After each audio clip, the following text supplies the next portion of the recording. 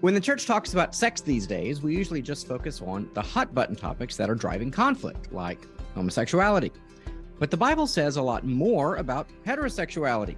As we move through this series on all things sex, we want to give proper attention to some oft ignored or misunderstood issues in the Bible that have to do with heterosexual situations, especially those situations that non-believers may find especially strange or objectionable. How are we to understand things like polygamy, marrying someone who has raped you, or Jesus' harsh statements about lust?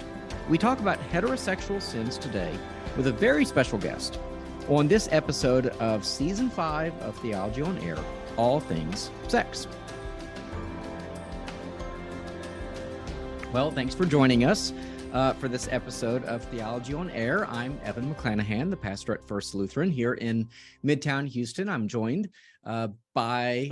with Sarah Stone at Memorial Drive Presbyterian Church. She is the Director of Community and Evangelistic Outreach, so check out mdpc.org to learn more and find her there. HoustonTOT.com is where to find out everything about Houston, Theology on Tap, our next events, previous podcasts, all that kind of good stuff. Like us, subscribe, it's all appreciated.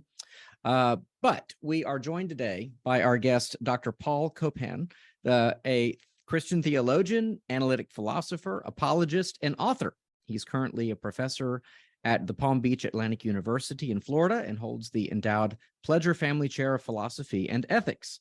He's the author or editor of over 40 books, including works such as Is God a Moral Monster? Is God a Vindictive Bully? Which I believe you just said just came out. Is that right? It's coming out. The Rutledge Companion to Philosophy of Religion, and many more. Because he has tackled some of the more difficult passages in the Old Testament in these works, we thought that he was the perfect scholar and friend to join us for this episode. So, I got a little, when I said your name, because you asked which syllable the emphasis was on. So I think I put the emphasis on the wrong syllable, as they say. So apologies for that. It's fine. Okay. Well, thank you so much for joining us, for making the time to talk about these issues. And what we're really looking at, what we wanted to do with this series is look at really all of the issues that come up. And a lot of them are the controversial issues that are often church dividing in the church today. But, the Bible says things about, sins between men and women as well. So we don't want to just focus on, say homosexuality or something like transgenderism. And there's actually a very positive case to be made for sex, that Christians aren't only, the prudes, that don't, Can't do anything fun. Yeah, can't ever do anything fun. It's just there's a context with which these things are done. So we didn't want to just sort of jump to those controversial issues, if you will. We want to talk about, conventional, again, if you will, sort of issues in the church. So we're calling this sort of heterosexual sins. So why don't we just lay out some of the main categories that the Bible addresses when it talks about what we're going to call heterosexual sins. Yeah, well, of course, the background to all of this when it comes to Genesis, as you were saying, and just to add a little bit more to what you said, is that God is the inventor of pleasure, that God is the inventor of sexuality, and that God calls this gift to man and woman good.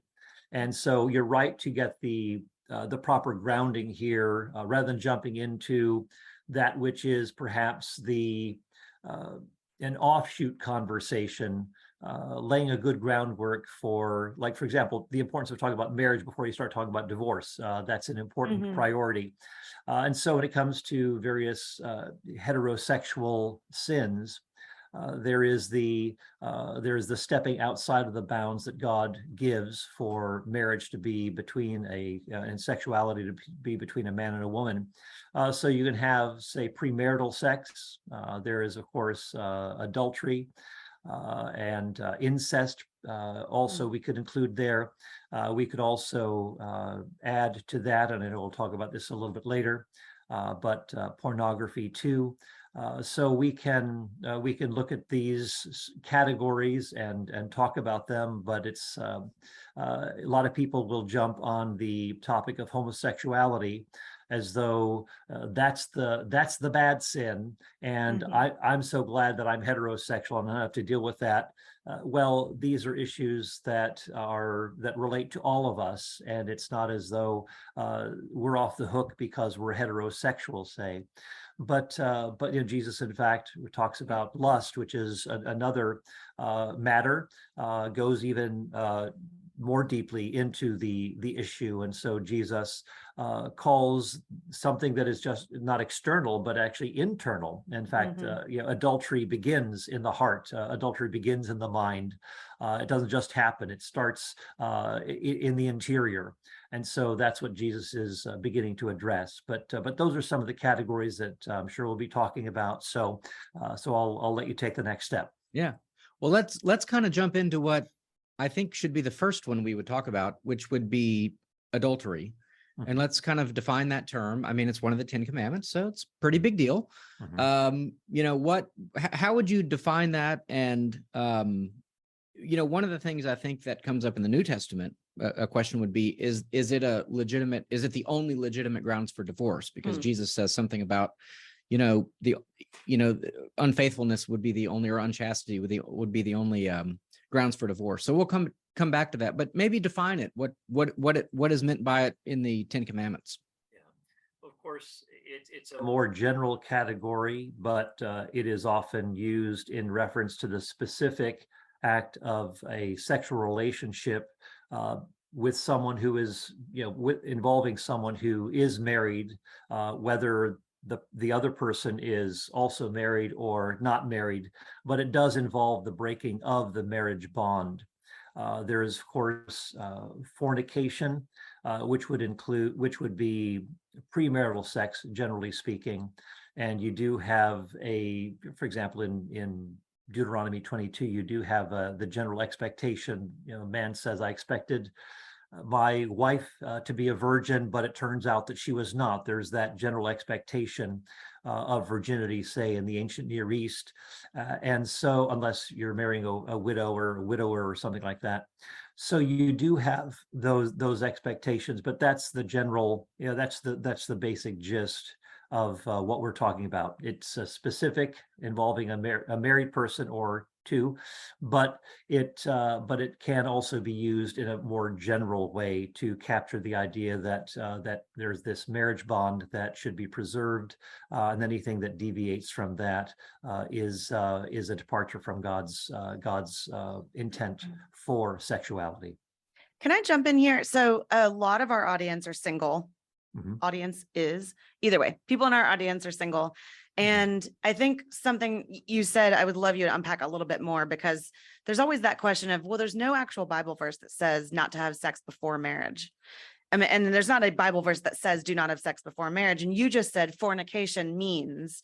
Can you unpack that a little bit? Because I think growing up, I always thought the word fornication was just a sort of old fashioned word that meant being naughty, like sexually, and maybe like actual adultery. Once you're married, don't fornicate. But you're saying that because there's more to it than that.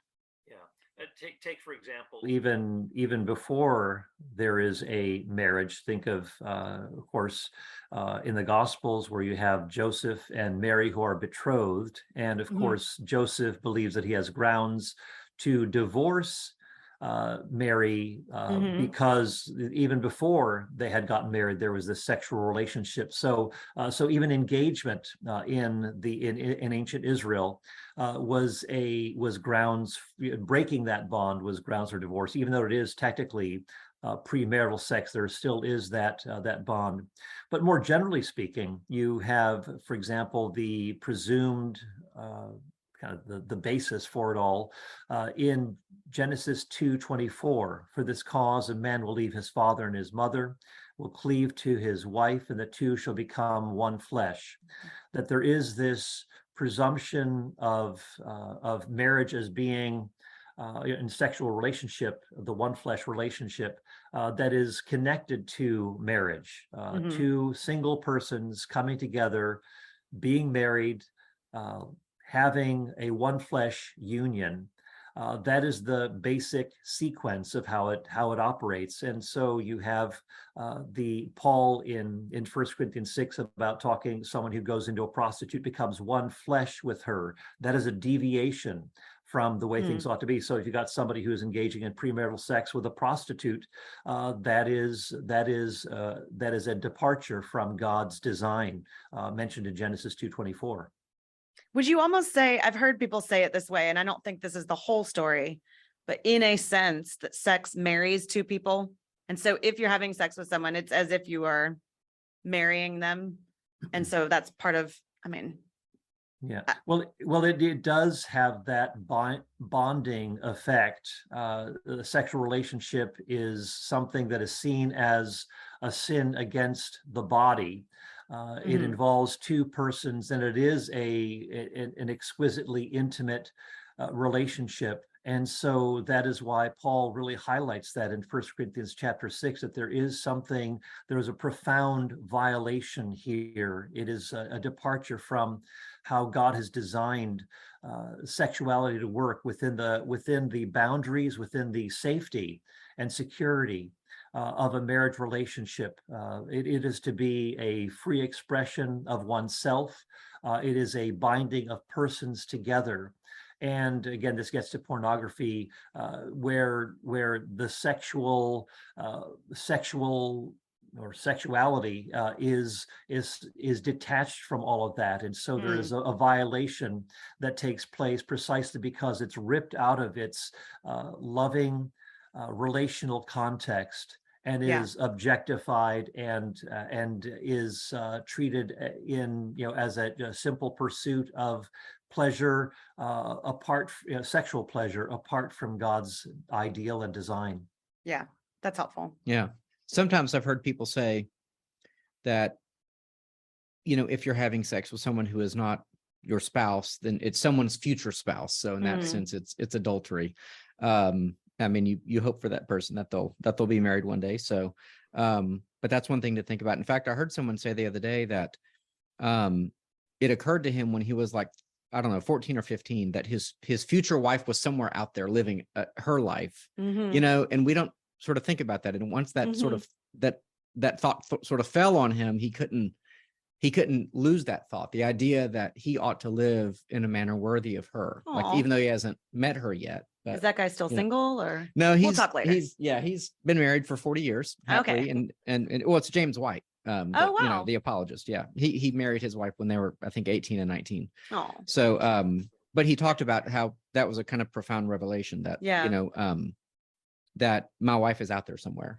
She's out there. Hopefully, I hope that Making she good is decisions. preparing herself for marriage.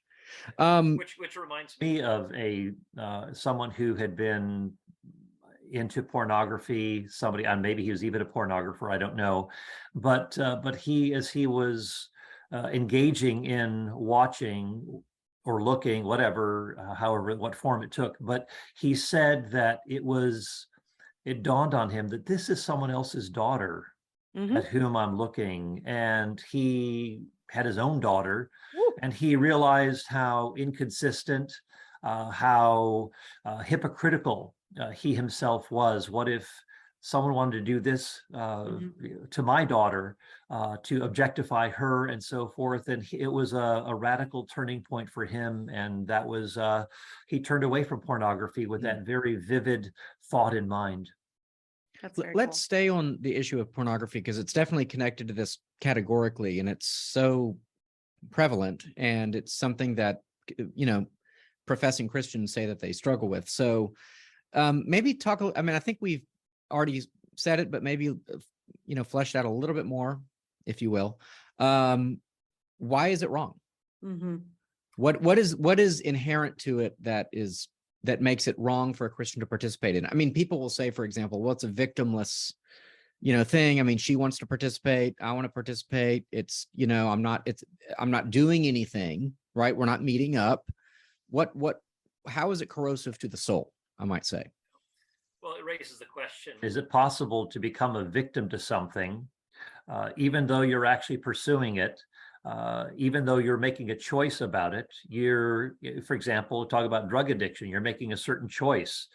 You are engaging in the use of a substance that eventually perhaps overtakes your personality, your ability to think clearly and to choose properly. And we can say that a person who looks at sin, who looks at something like pornography as something that is victimless, forgets that the person who is in this picture is being used, is being treated as an object rather than someone who is God's image bearer. And the person who is viewing is also bringing harm to himself. A lot of people think that if I can't really detect anything immediately about my own viewing habits, that this seems just fine and it's not hurting anyone.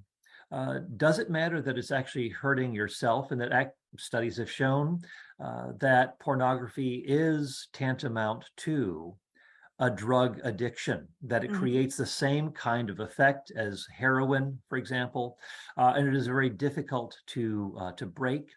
So to simply relegate that to something victimless or private, there is no private sin. That it is ultimately a breach between us and God.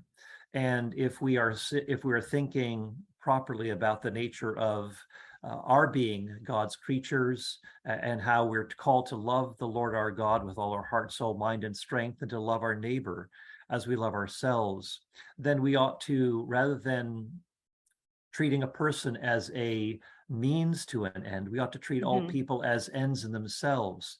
And so this fundamentally is a breach of that understanding of the image of God in everyone, that it violates that understanding and appreciation of this person is God's imager, or this person is someone's daughter.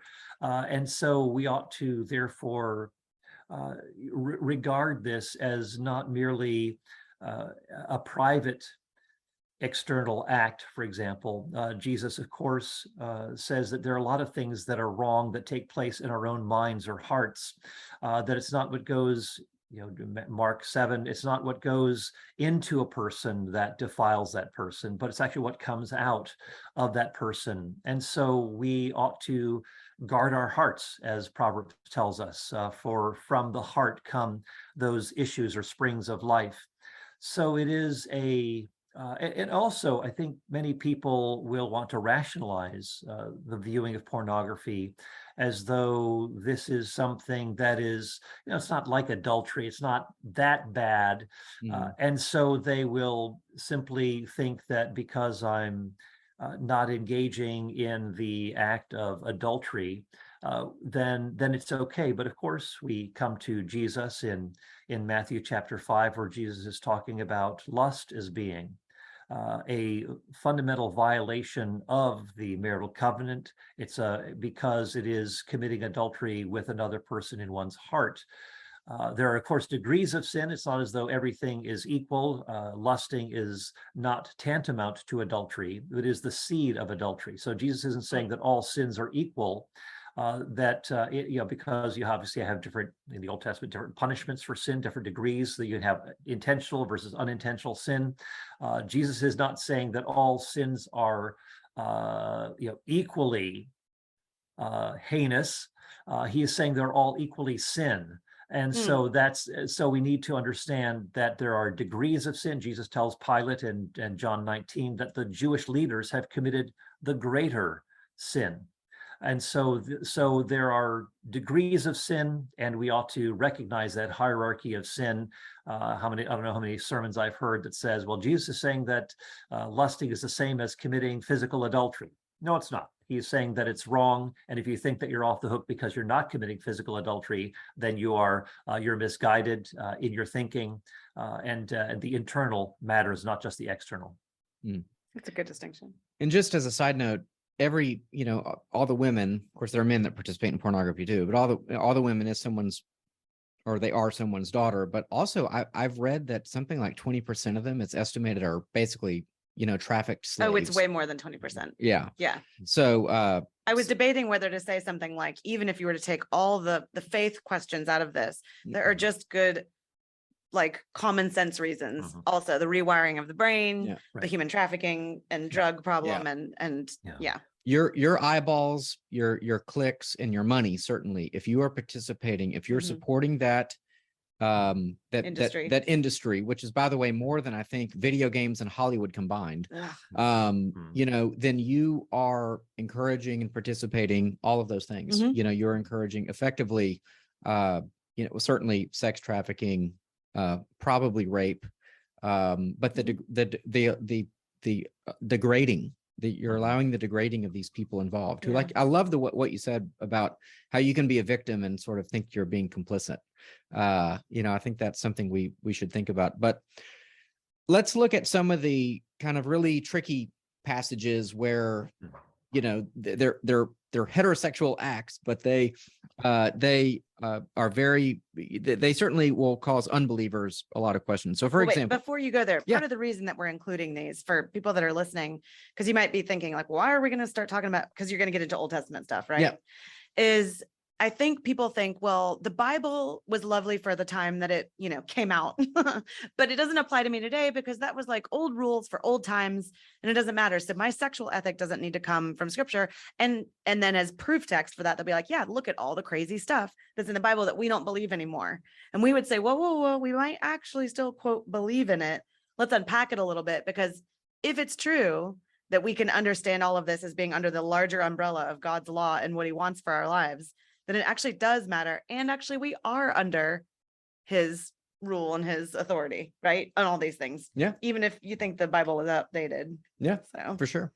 I mean, Continue. we have to think about, how these texts, might apply, or if they apply. I mean, that would be fair. So, like Deuteronomy 22, if a man meets a virgin who is not betrothed and seizes her and lies with her, and they are found, then the man who lay with her shall give to the father of the young woman 50 shekels of silver, and she shall be his wife, because he has violated her. He may not divorce her all of his days. So what are we to make of that? It sounds like the guy gets, everything rewarded for his rape. And she's just a victim in perpetuity. What are we to make of it?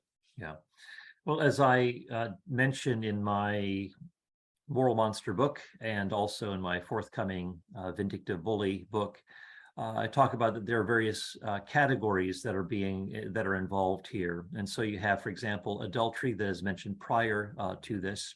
And you also have, and we could go on to talk about how, one of the things that I add in this book too is that premarital sex, even though it is wrong, it is seen as less egregious than an adulterous relationship. So maybe that would be also worth including, but I won't go into any more detail there unless you want to unpack that. But when it comes to someone who takes a woman, the example here is more the example of statutory rape, where there is a cooperation, but a person might be underage, where you have, so it's more of a seduction than it is a forcible rape.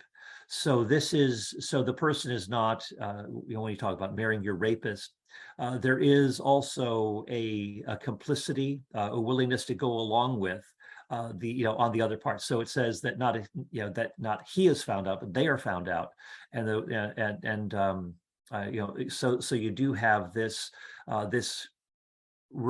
reminder from scripture that if there is this sort of a situation where there is a seduction, then it's not as though it's a guarantee that this person is going to marry her, but it is because the woman, the young woman, and also the mother would have a voice in this too. So it's not a guarantee that it has to go that way, but if there is no marriage, then there is to be a significant payment. Now, so again, it's a misused text, and I would also add, when it comes to the laws of the Old Testament, it's important to qualify something. It's helpful to distinguish between the vision of the Old Testament, and we see the broader vision, the sexual pattern that God calls human beings to, which is rooted in creation, that is the ideal, that is the vision, that is what people are pointed to in the law of Moses.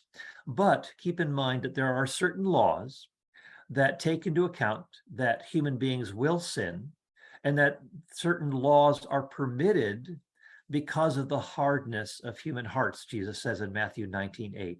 So just because you have laws that are not ideal doesn't mean that the scriptures don't elsewhere uphold certain ideals, but God also accommodates himself to fallen human cultures and structures, and he works with what he has on the ground. And so God meets people where they are, rather than pointing them to the ideal in everything in terms of legislation. He is giving them, he is granting certain permissions. There are certain concessions that are there that are less than God's ideal. And so it's important for us to remember that too, that there are certain laws that are not ideal, but look at the broader biblical vision, which gives you a lot more clarity. And so we have that kind of a vision spelled out for us in Genesis 2, and that is unpacked in other places in the Old Testament as well. So in this Deuteronomy passage, it was Deuteronomy, right? How do you know? I'm being devil's advocate. I trust Paul Copan, but I'm saying I can hear people listening to this and saying like, so he's just saying it's consensual. That's convenient. Like, what makes you come to that conclusion that it was not what we would call rape? Yeah, because it does say seizes her, but you're saying that's more of this like. Yeah. Well, and again, the word seize is different from the previous text, where there is an actual forcible rape, where the woman can't cry out in the country. This is a milder term that's used, and so it has that, and it says that not he is found out like the previous text, but it says they are found out. They're both involved. Right.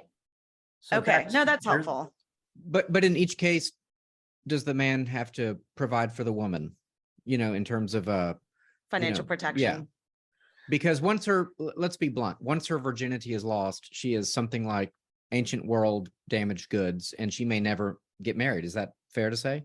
Right, and that is why there is, and of course, in this situation, yes, there is a picture of someone who has been violated, and this renders that person less likely to be married, probably will live in the household of her parents and not have any future prospects. So it is indeed a very serious thing. And so that's why there is that kind of that support that is required if he doesn't, if there isn't an arrangement for them to go through with this arrangement.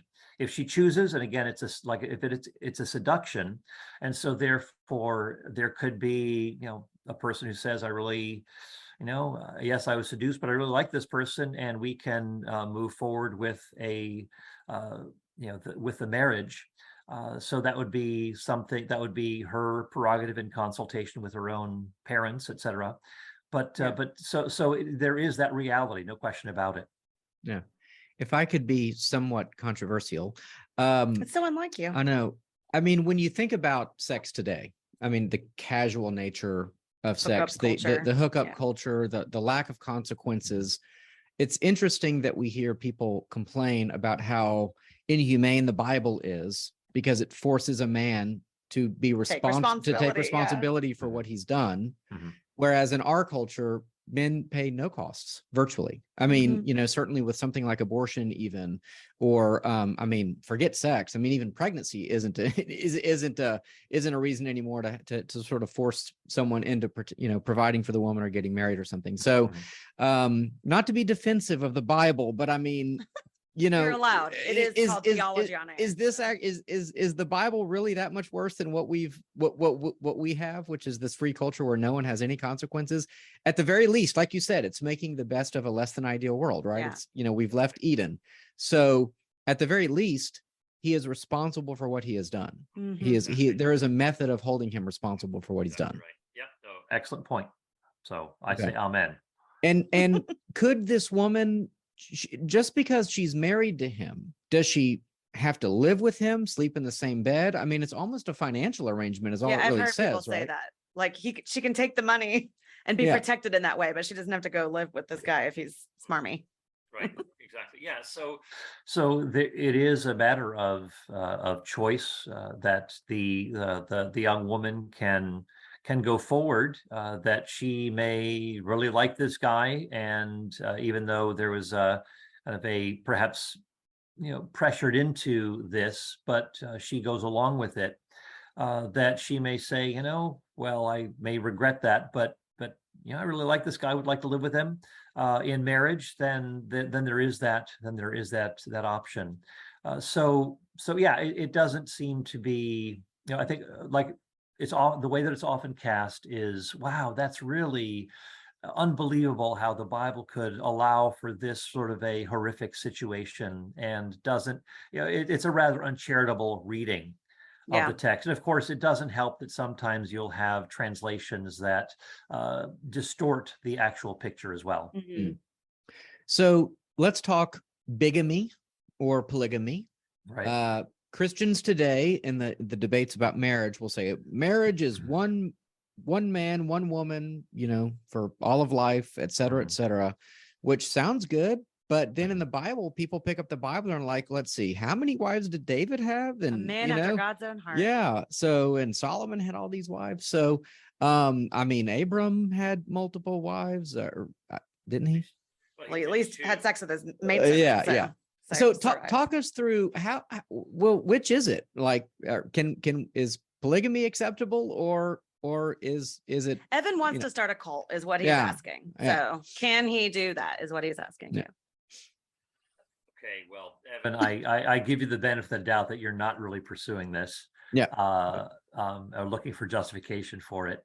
But the picture in the Old Testament, and again, there are evangelical scholars who will take differing views on this. And I'd say the majority view is that the Old Testament tolerates polygamy or bigamy, and doesn't tout it as the ideal. In fact, if you look at the narratives that surround these cases where you have like Abraham or Jacob or others who are involved in having more than one wife, it's a mess. It's a terrible advertising campaign for polygamy or bigamy. It adds all sorts of layers of drama, dissension, trouble, jealousy, that can be jealousy. So what you have is there is, but when it comes to someone like Hagar, who of course Abraham takes as Sarah's handmaiden, takes her. It's not as though he just has sex with her. He takes her on as a second tier wife. So it's not as though it's just having sex with someone to have a child. There is actually a taking on someone, a woman as a wife. Although Sarah is the lead, as it were, the lead wife, and Hagar is recognized as a second tier wife, because what every woman wants to hear, that second tier wife. Yeah, well, it's interesting too that you have even Keturah, who is Abraham's third wife. After Sarah dies, he takes on Keturah, and she's called this, there's sometimes the translation is concubine, but it's simply a second tier wife. He went ahead and married her, had more children with her. And so that is an act of marriage before there is a sexual relationship. So what about Abraham? What about David and Solomon and so forth? Well, there is another view that polygamy is seen as something that violates the Mosaic law in Leviticus 18:18, where there cannot be someone who is taken on as a rival wife. And so you have that same language that's used in 1 Samuel, where you have Hannah and Peninnah, who are married to Elkanah, and so Hannah is a rival wife, or this other Peninnah is a rival wife, but Peninnah has these children, and so this creates a great source of grief for Hannah, and also for Elkanah, her husband. And so some scholars take Leviticus 18:18 as a turning point, that you move in that table of sexual relations that are prohibited, moving from say incestuous relationships with relatives or an in-law or something like that, then to moving outside of that relationship. So that would be moving into taking on not just a woman, but also a fellow Israelite woman. Sometimes it says sister, but it's actually going beyond that. The language completely changes at Leviticus 18:18. And so I think there is good textual reason for affirming that this is the case. And when some people will quote from 2 Samuel 12, where David has just committed adultery with Bathsheba, has had Uriah put to death, murdered through putting him at the battlefront, the front lines, and so he dies, and then David takes Bathsheba as his wife, and so Samuel says to him, that I have given you your master's house and his possessions and his wives and so forth, and if you had desired it, I would give you many more things. And some people say, oh, look, God gave those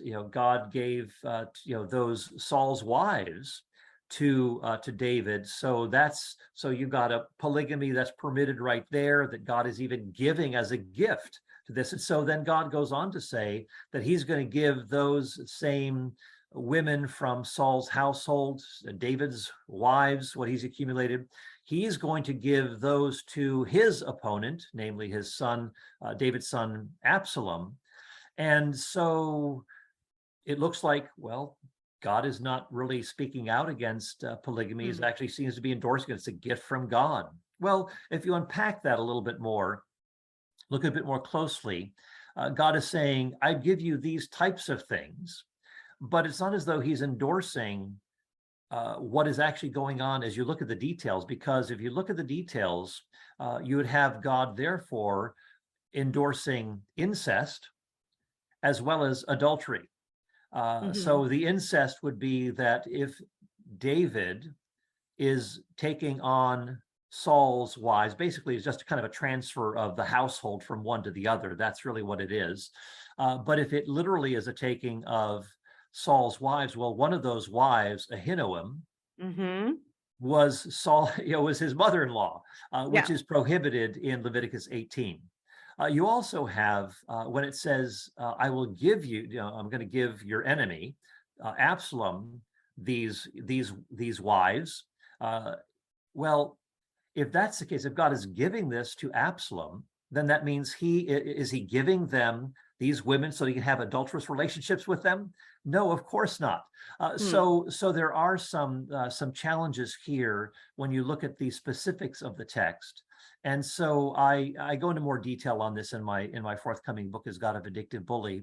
But I take the view, and I understand that there is the majority view that takes this as polygamy as something that God tolerates.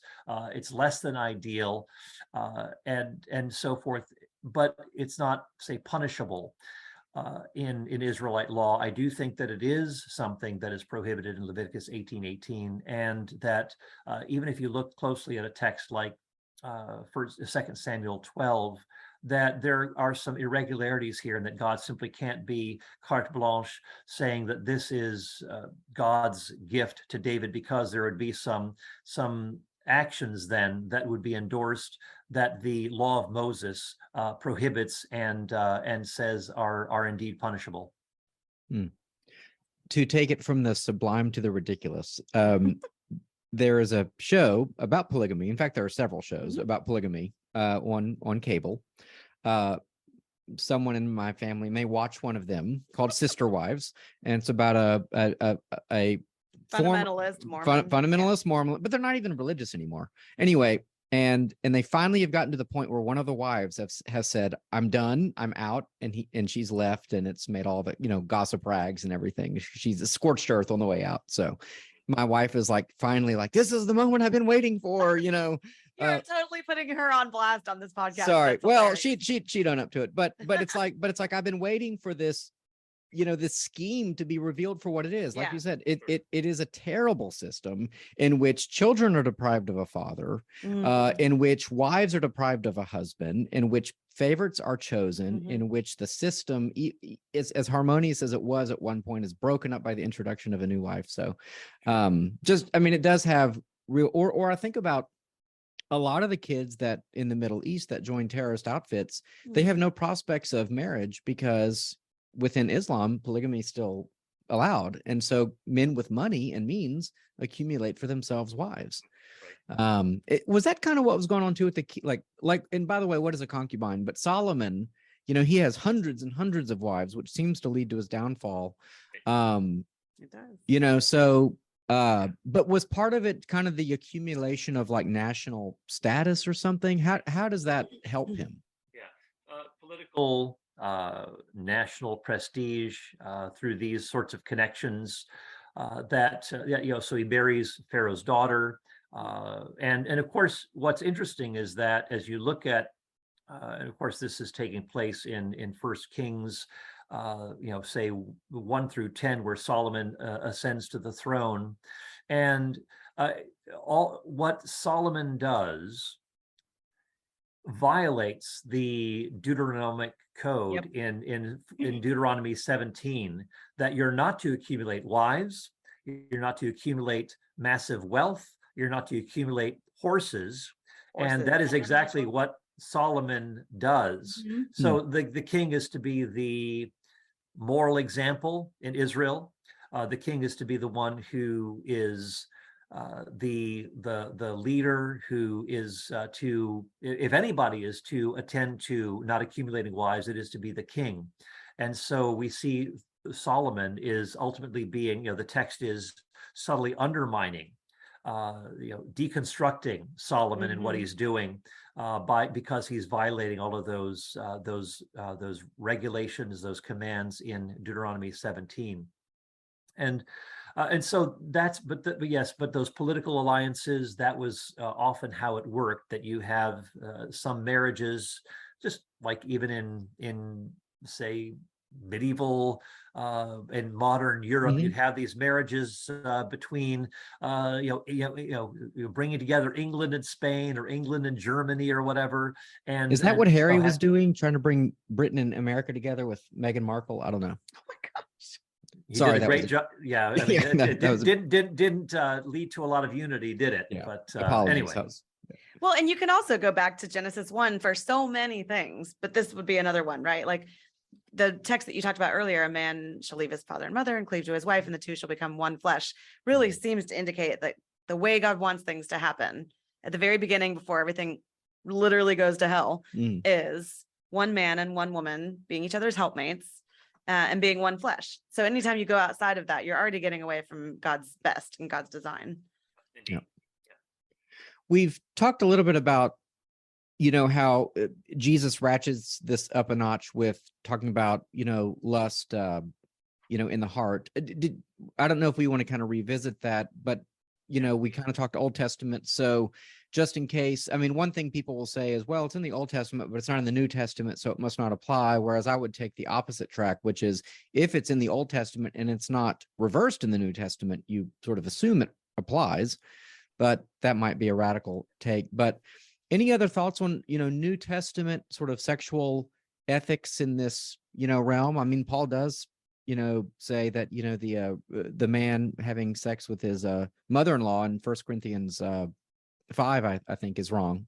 Yeah. But any thoughts That's on a handy pro tip. Yeah. I want to add to that. Yeah. Let's define what lust is, because that's, my goodness, doesn't everyone do that? I mean, if you're human. Well, I mean, there are, of course, the term lust is very broad, and you can talk about certain things that are, you know, related to whatever kind of desire that is malaligned with what the purpose, with what its ultimate goal should be. And so you can talk about the, I mean, there are jealousies, there are dissensions and so forth. There are all sorts of things that are related to these, through these passions and or lusts, etc., that they could relate to a whole host of categories, not simply sexual. But let me say something about one, that when it comes to lust, the word, it's lust is a sexual covetousness. That it is desiring something that does not belong to you. And when and so Jesus is simply carrying over what the Old Testament is telling us by highlighting that you shall not covet your neighbor's wife, but also other possessions, his donkey, his house, and so forth. So you can lust, desire, wrongly desire other things too. Yeah. And so Jesus is replicating or highlighting this and drawing out the implications that it's not just the physical act of adultery, but actually sexual coveting that is taking place. But, and I would say too, that there are some things that are, and I talk about the moral carryover from the Old Testament, the New Testament, that you do have a moral carryover. There's some people like Andy Stanley that would leave, want to unhitch the Old Testament from the New, and deeply problematic. And I go into detail in this forthcoming book on some of those things, talk about Greg Boyd and others, in how some of their mishandling of the scriptures. Come on. Yeah.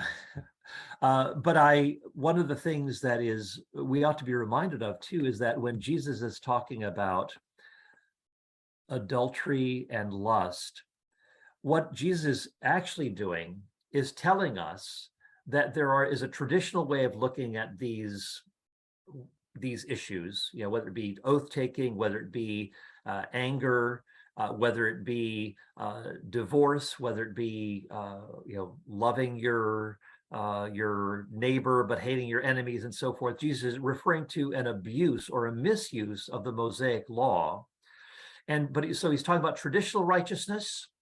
And then he is talking about a vicious cycle. And I talk about this in my co-authored biblical ethics book. And it's not original with me, but it's it's a triadic thing rather than a dyadic thing. You've heard it said, but I say to you.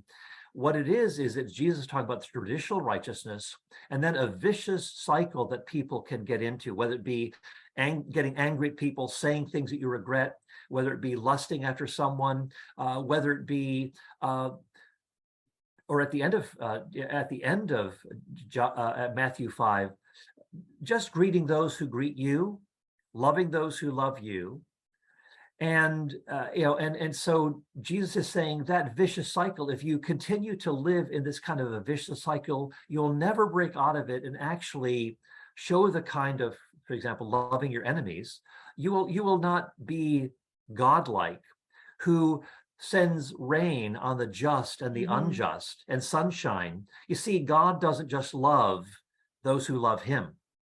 He loves his friends and he loves his enemies. And that's why Jesus says at the end of Matthew 5, you are to be perfect. Luke says merciful, to be perfect as your Father in heaven is perfect. What kind of perfection is this? It's not sinless perfection. It is a full-bodied love that doesn't just love those who love you, but loves your enemies as well. And so that's why Jesus is saying, if you want to break that vicious cycle of just greeting those who greet you, loving those who love you, step out, be a disciple. Disciples are different. Start praying for your enemies, start loving your enemies, do good to those who curse you and so forth. That's the way to break the vicious cycle. How do you break the vicious cycle? And you've got these commands that go with it. How do you break the vicious cycle of anger, which is again the root of murder, this hostile, bitter anger? He says, there are commands that are associated with it, kind of practical commands to carry out. What do you do? Well, if you're offering your gift at the altar, the command is, leave your gift at the altar, go, be reconciled to your brother, and then come back and offer your gift. So there are concrete commands to break out of that vicious cycle. What do? Do you just keep getting angry and maybe getting frustrated, feeling guilty that you said something negative about someone else? Jesus says, go and take care of it, be reconciled. That's he offers a pathway out of that vicious cycle. And what one scholar calls, he gives people transforming initiatives to take those steps to break out of that vicious cycle that Jesus is talking about. And so when it comes to lust, how do you break out of that vicious cycle? Well, Jesus says, if your eye or your hand is causing you to sin, pluck it out, cut it off. In other words, deal radically with it to avoid those places of temptation, to avoid those patterns that get you in problems. Hold yourself accountable, get covenant eyes, whatever it takes to break out of that pattern of lust and then feeling guilty and then just keep on repeating the same old thing over and over again. So Jesus actually, rather than saying, oh, Jesus is really being harsh here, well, yeah, he is highlighting what is at the core of the sin, that it's not just something external, but it's internal. But Jesus is also giving a way of escape that so that we can kind of known for that. Yeah. So anyway, there is that pattern that we ought to look at, rather than saying, "Oh, Jesus just being negative." He's saying, "Oh, you think that's bad? Well, this is bad, even worse." And so, but he's speaking to his disciples, and he's giving them a way out, a transforming initiative, so that you can actually live a life that is more in conformity to what a disciple is called to be, and that is disciples are different, which is basically the theme of the Sermon on the Mount. So perhaps a little bit of perspective there.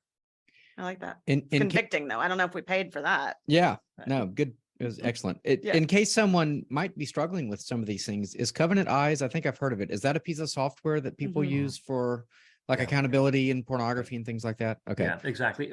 Or just, I think even holding just in an honest relationship, just holding yourself accountable, saying, I'm really struggling with this. Could you please be praying for me? Could you check in on me? Someone I know, he gets together with it's a men's group. They get together once a week, and he just says, how are you doing with the Lord? How are you doing in life? And he says, another question is, are you keeping clean? And everyone knows what that means. Are you staying away from those areas, especially when it comes to sexual temptation? And so it's just a good way of keeping a check on one another. I like the bit about it being a covetous sort of desire for something, because I think, I don't know, we've sort of cheapened it to be like, if you see someone on the street you think is handsome, oh, you're lusting. And not necessarily, right? Like there's all kinds of attraction in the Bible that aren't, I can't think of the word I'm looking for, but Jesus doesn't come out idolatrous. Yeah. Right. Yeah, exactly. And I think that there is something very fitting about how God has made us, that chemistry is okay, and that we don't have to shrink from that attraction is part of how these things work, in that you're drawn to someone, you're sexually attracted, and that chemistry, and C.S. Lewis talks about this in the Four Loves, that that the eros is not seen as something that is inherently deviant. It is something that is good, that is a gift from God, and that actually serves as a pointer to finding our fulfillment in God ultimately. You talked about, covetousness. Well, coveting, Paul talks about how coveting in, say 1 Corinthians, 6 is a form, that's idolatry. So there is this equation of coveting and idolatry. It's setting your sights on something that you really want it, but it doesn't belong to you. And and that's what idols are. You want those things, but they don't belong to you. And in fact, they will mislead you. They will lead you into a wrong-headed idea that this will ultimately fulfill me. And it's only there may be something good about it too. Could be, you really want to win this tournament, or I really want to buy that house. But if that sort of a thing becomes a preoccupation to you, it's something that's good that turns into God, and that becomes idolatrous. Yeah. Well, that was my next question, so that's perfect. I only have one more, unless you have any more, if there's anything else we want to add. But we do live in an age where, marriage is put off and put off and actually having children is put off. And Right. in fact, I was just reading an article the other day about the kind of fertility industry and freezing of eggs and IVF and all that sort of thing, because we put, this whole thing off. Is it possible that not pursuing a marriage partner is or could be a sin in and of itself? And then what are the blessings of singleness? Paul does have some what we would consider to be sort of strange comments about, hey, if you're not married, stay that way. And you get into questions, well, maybe he thought the end of the world was imminent. So but he clearly indicates that marriage could be a drag on your ministry, right? Because you'll be distracted, by the things of marriage. So but what about singleness? Is that what are we to kind of think of that?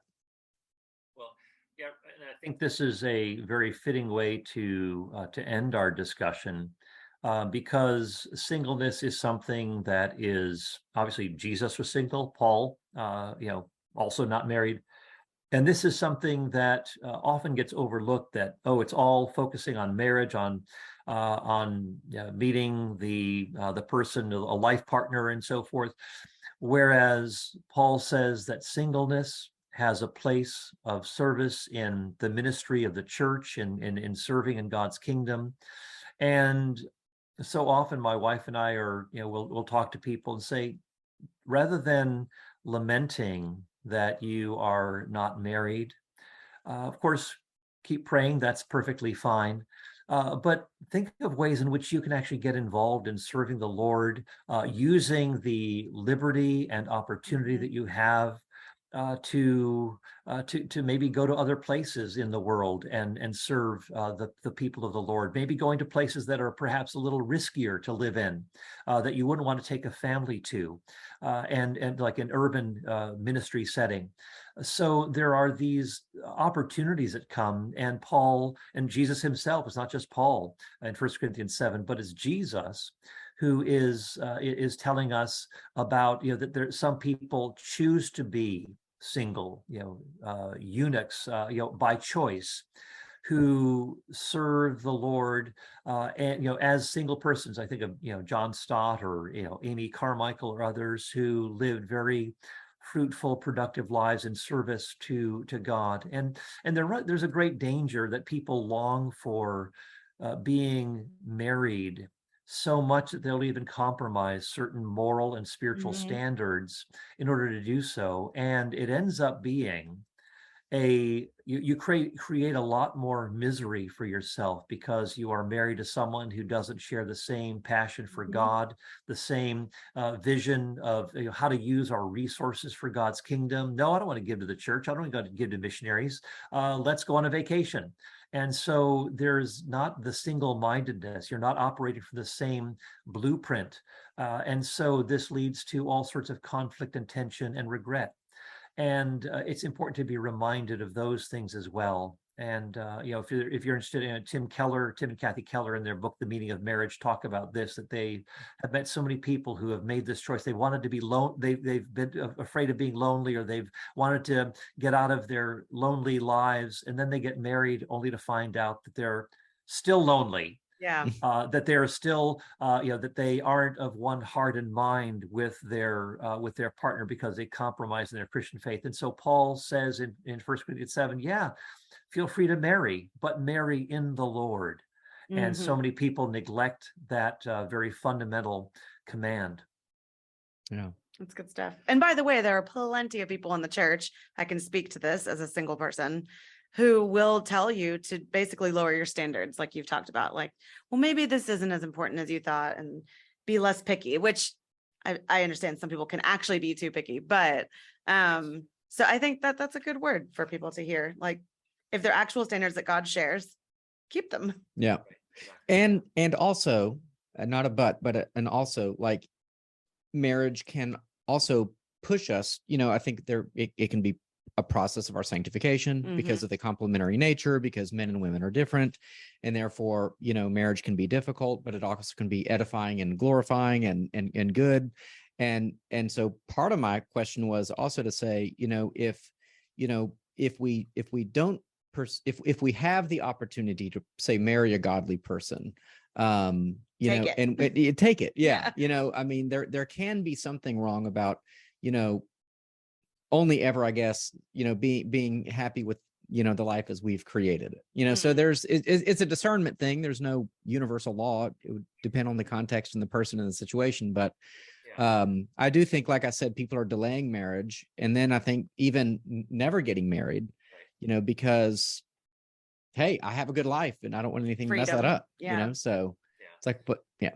Yeah, and we often deprive ourselves of joy because we don't enter into those sorts of opportunities of, you know, being married, having children, and so forth. There are challenges, you know, that come with parenting, but there are also great joys, and so often we cut ourselves off from those opportunities. So I think you're right to emphasize that you know, Paul says if a person gets married, that person does no wrong. It's okay. And but if a person can get along without getting married, then Paul says, think about remaining unmarried, that there are all sorts of opportunities for God's kingdom that will come to you that you won't have if you do get married. So that's a word. Also, I remember you wrote in some of the questions you wanted to talk about divorce. I don't know if you want me to touch on that briefly, or Yeah, if you yeah, wanted to. please. Okay. Mhm. You know, when it comes to the issue of divorce, we have, of course, Jesus permitting divorce in you know, we talk in Matthew 5, Matthew 19, that divorce is permitted for you know, uncleanness, for sexual impurity, and most people associate that with some sort of a sexual violation, adultery, that sort of a thing. But so Jesus does leave that open. Of course, it's not ideal. The ideal is for marriage to be permanent.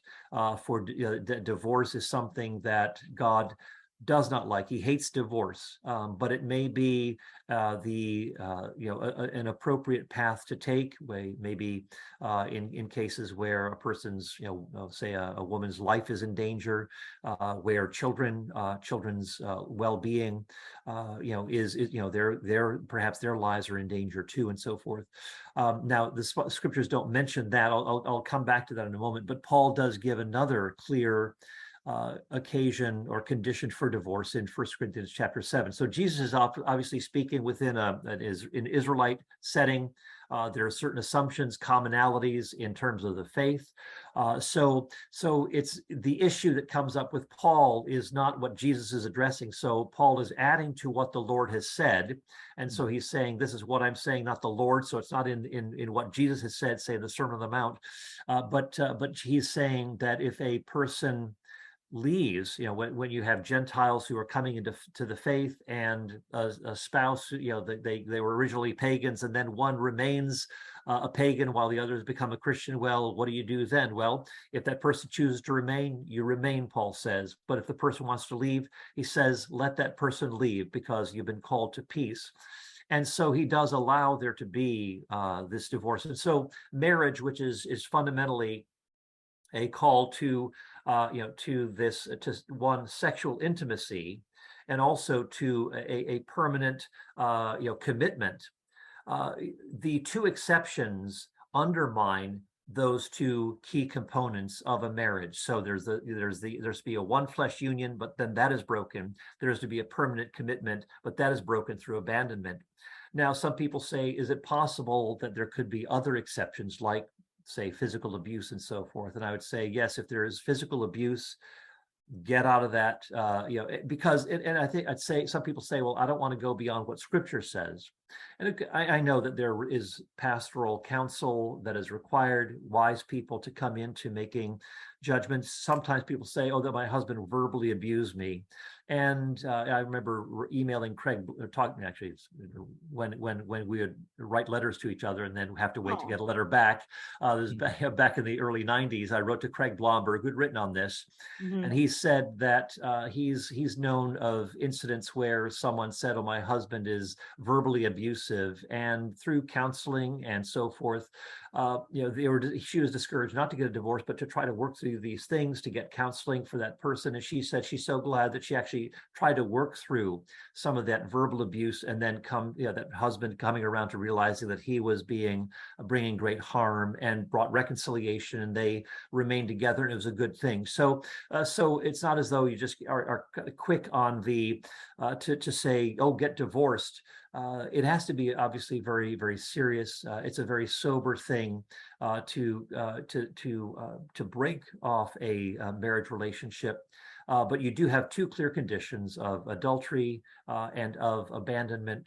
But there may be other places where fundamentally the same sort of a thing is happening, whereas that there is that deep violation, say of physical abuse, where that marriage bond has effectively been broken. And so so that would be, say, another example where divorce, in my estimation, would be permissible. And it's certainly not to encourage someone to go back into that situation.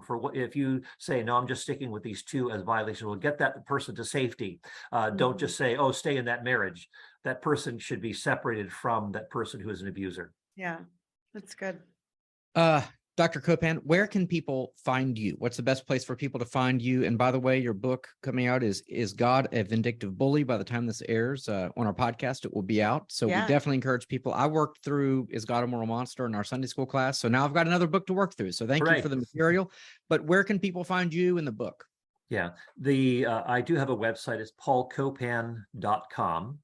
And and you can also see my books at Amazon. They're pretty much all there, although I do have books in other languages if you'd like. So you can look up my website and see what books of mine have been translated into various languages.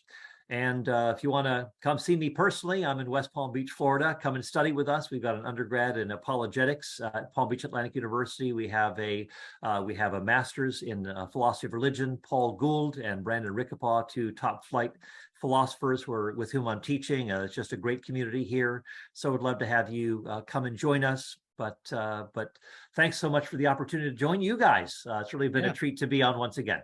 We always love having you. So good. Indeed. So you can find Sarah at mtpc.org. Yeah, or just any social media. I'm everywhere. Social Garment Stone on Facebook. And Social Garment Stone. What did I say? Sarah Garment Stone on social. Sarah. Sorry. And I'm Evan. You can find me at flhouston.org. But until next time, you can go to houstontot.com, and you can also, anyway, until next time, we encourage you to question freely, think deeply, and disagree as needed.